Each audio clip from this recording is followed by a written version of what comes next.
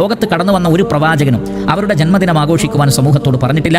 ആ ജന്മദിനം ആഘോഷിക്കുക എന്നത് ഉപേക്ഷിക്കുന്നത് ഒരു തെറ്റാണെങ്കിൽ ആ ഷർറിനെ കുറിച്ച് അവർ താക്കീത് നൽകിയതും നമുക്ക് കാണാൻ സാധിക്കുന്നില്ല. അതിന്റെ അർത്ഥം ഇസ്ലാമുമായി യാതൊരു ബന്ധവുമില്ലാത്ത ഖൈറാണ് എന്ന് പറയാൻ പറ്റാത്ത ഒരു ഏർപ്പാടാണ് നബി സല്ലല്ലാഹു അലൈഹി വസല്ലമയുടെ ജന്മദിനം ആഘോഷിക്കുക എന്നുള്ളത്. ഇല്ല എങ്കിൽ പ്രവാചകൻ അത് പഠിപ്പിക്കുമായിരുന്നു. അപ്പോൾ നിഷ്പക്ഷമായി നമ്മൾ പറയുകയാണെങ്കിൽ, ഒരു പക്ഷവും ചേരാതെ സത്യത്തിന്റെ ഭാഗത്ത് നിന്നുകൊണ്ട് പറയുകയാണെങ്കിൽ നമുക്ക് തീർച്ചയായും പറയാൻ സാധിക്കും, നബി സല്ലല്ലാഹു അലൈഹി വസല്ലമയുടെ ജന്മദിനം ആഘോഷിക്കുക എന്നതിൽ യാതൊരു ഖൈറുമില്ല. ഉണ്ടായിരുന്നെങ്കിൽ പ്രവാചകൻ അത് പഠിപ്പിക്കുമായിരുന്നു.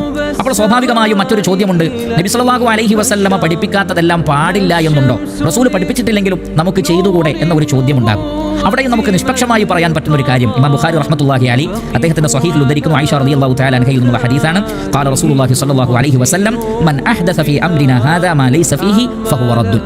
നമ്മുടെ ഈ മതത്തിൽ അതിലില്ലാത്ത ഒരു പുതിയ കാര്യം ആരെങ്കിലും ഉണ്ടാക്കിയാൽ ഫഹുവ റദ്ദുൻ, അത് തള്ളപ്പെടുന്നതാകുന്നു.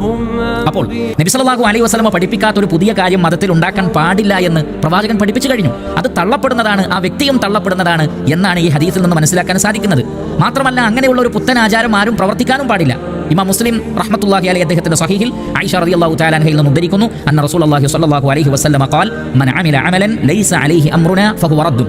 എന്റെ കൽപ്പനയില്ലാത്ത ഒരു പ്രവൃത്തി ആര് ചെയ്താലും അത് തള്ളപ്പെടുന്നതാകുന്നു, അത് തള്ളപ്പെടുന്നതാകുന്നു. ഇബ്നു മാജ റഹ്മത്തുള്ളാഹി അലൈഹി അദ്ദേഹത്തിന്റെ സുനനിൽ അബ്ദുല്ലാഹ് ഇബ്നു മസ്ഊദ് റളിയല്ലാഹു അൻഹു നിന്ന് ഉദ്ധരിക്കുന്നു, റസൂലുള്ളാഹി സ്വല്ലല്ലാഹു അലൈഹി വസല്ലമ പറഞ്ഞു, ഇന്നമാ ഹുമാ ഇസ്നതാനി അൽ കലാം വൽ ഹദി. രണ്ട് കാര്യങ്ങളാണുള്ളത്. ഒന്ന് അൽ കലാം, വാക്കുകളാണ്. മറ്റൊന്ന് അൽ ഹദി, ചര്യയാണ്. ഫഅഹ്സനുൽ കലാമി കലാമുല്ലാഹ്, വാക്കുകളിൽ ഏറ്റവും നല്ല കലാം അല്ലാഹുവിന്റെ കലാമാണ്, പരിശുദ്ധ ഖുർആനാണ്. വഅഹ്സനുൽ ഹദി ഹദി മുഹമ്മദിൻ, ചര്യകളിൽ ഏറ്റവും നല്ല ചര്യ മുഹമ്മദ് നബി സല്ലല്ലാഹു അലൈഹി വസല്ലമയുടെ ചര്യയാണ്. അലാ വഇയ്യാകും വമുഹ്ദസാത്തിൽ ഉമൂർ, മതത്തിൽ പുതിയ കാര്യങ്ങൾ കെട്ടിയുണ്ടാക്കപ്പെടുന്നതിനെ നിങ്ങൾ സൂക്ഷിക്കണം. ഫഇന്ന ശർറൽ ഉമൂരി മുഹ്ദസാതുഹാ, കാര്യങ്ങളിൽ ഏറ്റവും മോശമായത് മതത്തിൽ പുതിയ ആചാരങ്ങൾ കൊണ്ടുവരലാണ്. വകുല്ലു മുഹ്ദസത്തിൻ ബിദ്അ വകുല്ലു ബിദ്അത്തിൻ ദലാല, അത്തരം പുത്തൻ ആചാരങ്ങളെല്ലാം ബിദ്അത്തും എല്ലാ ബിദ്അത്തുകളും വഴികേടുമാകുന്നു.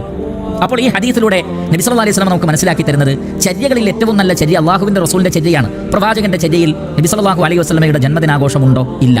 പരിശുദ്ധ ഖുർആനിൽ ആ വിഷയത്തിൽ തെളിവുണ്ടായിരുന്നെങ്കിൽ, ഏതെങ്കിലും ഒരു ആയത്ത് ജന്മദിനാഘോഷത്തിന് തെളിവായിരുന്നെങ്കിൽ അല്ലാഹുവിന്റെ റസൂല് അത് മനസ്സിലാക്കാതെ പോകുമോ? പരിശുദ്ധ ഖുർആൻ നബി സല്ലല്ലാഹു അലൈഹി വസല്ലമക്കല്ലേ അവതരിപ്പിക്കപ്പെട്ടത്. ആ പ്രവാചകന് തന്നെ ആ വിഷയം അറിയാതെ പോകുമോ? സ്വഹാബത്ത് ജീവിച്ചിരിക്കുന്ന കാലഘട്ടത്തിലാണല്ലോ ഖുർആൻ അവതരിപ്പിക്കപ്പെട്ടത്. ഖുർആനിൽ അങ്ങനെ ഒരു ആയത്തുണ്ടെങ്കിൽ അത് നടപ്പിൽ വരുത്താൻ ഏറ്റവും അധികം ഉത്സാഹിക്കുന്നതാരാണ്? സ്വഹാബികളാണ്. അവരാരും തന്നെ പരിശുദ്ധ ഖുർആനിലെ ഒരായത്തിന്റെ സൂചനയിൽ പോലും ജന്മദിനാഘോഷം എന്ന ഒന്ന് കണ്ടില്ല, പ്രവാചകനും കണ്ടില്ല. അപ്പോൾ ചര്യകളിൽ ഏറ്റവും നല്ല ചര്യ പ്രവാചകന്റെ ചര്യയാണ്, വാക്കുകളിൽ ഏറ്റവും നല്ല വാക്ക് പരിശുദ്ധ ഖുർആനിലെ ആയത്തുകളാണ്. ഇതിൽ രണ്ടിലും എന്തില്ല? നബി സല്ലല്ലാഹു അലൈഹി വസല്ലമയുടെ ജന്മദിനാഘോഷമില്ല.